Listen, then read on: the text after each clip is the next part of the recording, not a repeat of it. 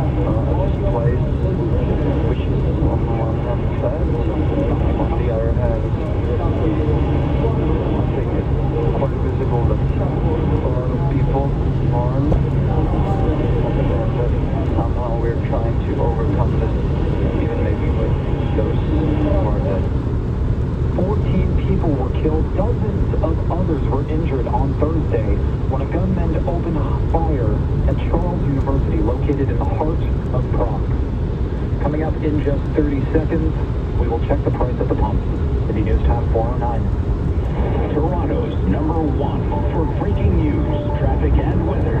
This is City News 680. Everywhere.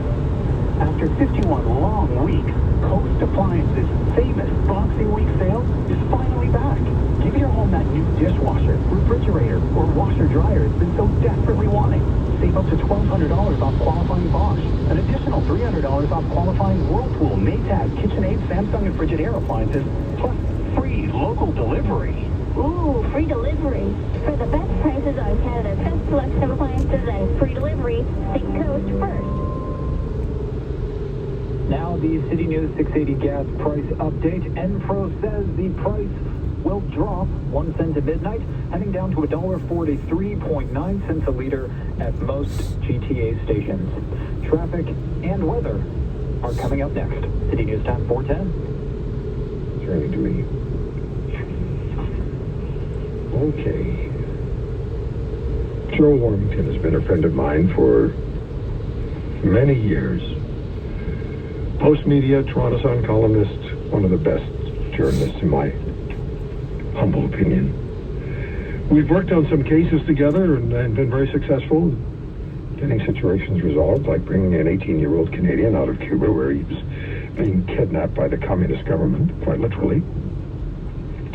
And we put so much pressure on Ottawa, on the Harper government, they had to work. They had to get off their behinds and work to get this young man back into Canada, and they did. Joe, it's a story I will never forget, and to me, that is, it leads me to what we're going to be talking about. It's how media can do and does do an excellent job when we get something between our teeth and decide we're going to do it. How are you? Well, doing great. It's great to be with you. It's interesting that you recalled that case, and of course, all the interpreters that we were involved with. Yeah. Not only bringing in, but we were dealing with them and helping them while they were fighting for their lives in great peril. And you're right. In each case, the governments did come through. Different governments, Harper and Trudeau, and we worked on things with Chrétien and Martin and with Mulroney before that, sort of dating ourselves. But I remember the woman that was in Mexico. As well, being on your show about that, and she was stuck down there. And so, politicians and governments respond to heat, and the only way you got to put it right on their backside at all times. And obviously, it's almost like a mini campaign, isn't it? Like an election campaign. Once you get what you want, you get the person saved. They want a little bit of a pat in the back, you give them that, and then you get on to the next thing to try to help and use these positions that we are blessed to have. It's obviously a lot of work to keep these jobs and that kind of thing, and it's a tough environment to do it. It's like a high wire act. But if you don't use it, you can't just be promoting Bruce Springsteen's concert tour. It's got to be more than that. And we certainly, and that's why I respect you so much. And what do? Because you take on the tough issues every week. And really, I get the sense from you, I know, and I say this with great respect, you almost come at it where it's like it's your last shot. And if you step on that landmine, so be it. And I think that's what makes you great. Well, thank you, Joe. And that's really the way I approach things. If what I say is going to cost me my job, or it's going to cost me, if it's going to cost me, so be it. There are things that need to be said. There are positions that need to be taken. There are people who need to be protected. There are people who need to be held responsible. And that ultimately, at the end of the day, oh God, I hate cliches, that is our responsibility in media. And I've argued with people. I've discussed with people. I've laughed with people.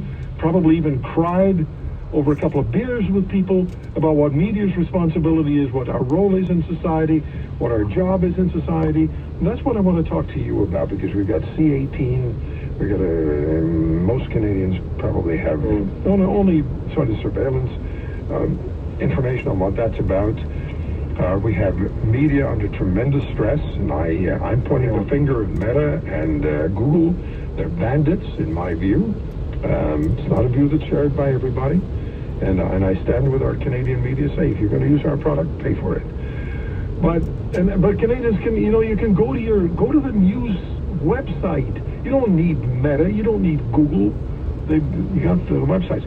Anyway, Joe, let me ask you, how do you approach a story when you get an idea for a story, and you have such a unique way of reporting and writing? I've literally never read an account from you that I did not enjoy reading, and it sounds like a mutual admiration society here, but I haven't read a story from you that has not made me feel like, gee, I'm glad I read that. How do you do it? Well, it's nice of you to say that. I know you don't always agree with what I write. No. And I don't always agree with your position on the show, but I feel shocked. And I think that's the standard that we have got to keep, and we've got to bring to everyone else. No offense to this, a couple of older guys talking about, whatever the younger reporters are. A lot of them are on independent media, but their feelings get hurt awfully easy, and they want to cancel people and block them and destroy them and talk about them. Of course, that's not what you're supposed to do. You're supposed to have a drag-it-out battle on some issues. You're obviously going to agree on some issues, but you still respect each other a lot after. In fact, sometimes you even listen and change your mind. I think back to, I'm going to answer your question about, how we approach these things, but, I'm always humbled about the times that I think I got it wrong, or, sort of on the wrong side, that's the full picture. And I think back to the Iraq War and how Jean Chrétien we didn't go into that conflict with the U.S. At the time, I was really upset about that, and articulated that, wrote that, even went to Washington to talk about that. In retrospect, I don't feel that way now, and I don't think many people do. Turns out Chrétien made the right decision there, and that's important to mention now, because we're in this kind of mind frame now again, with the situation with Ukraine and Russia. So it's something that I'm mindful of in everything I approach. I think I learned from that. I've learned from Afghanistan as well, because I saw, and I was obviously when they pulled out of there, left all those people that we cared so much about defend for themselves. We got a few out, people that we knew. They were lucky, obviously they were lucky to get out of there. Many didn't get out of there. And so I have a very dubious approach towards war and conflict now. I just don't look at it the same way. And I'm no expert about war. I've been to those conflicts. I've been to Ukraine. I've been to Afghanistan. And so I have some sense of it. And I'm mistrustful of all this, all the agendas now. I'd rather sit down and hammer it out the way that Reagan and Tip O'Neill did, in the days of the American during the Cold War, and Margaret Thatcher and the like. And then, of course, they didn't always agree, but they all liked each other. At the end, they'd go for a drink, and that's what I believe has to happen.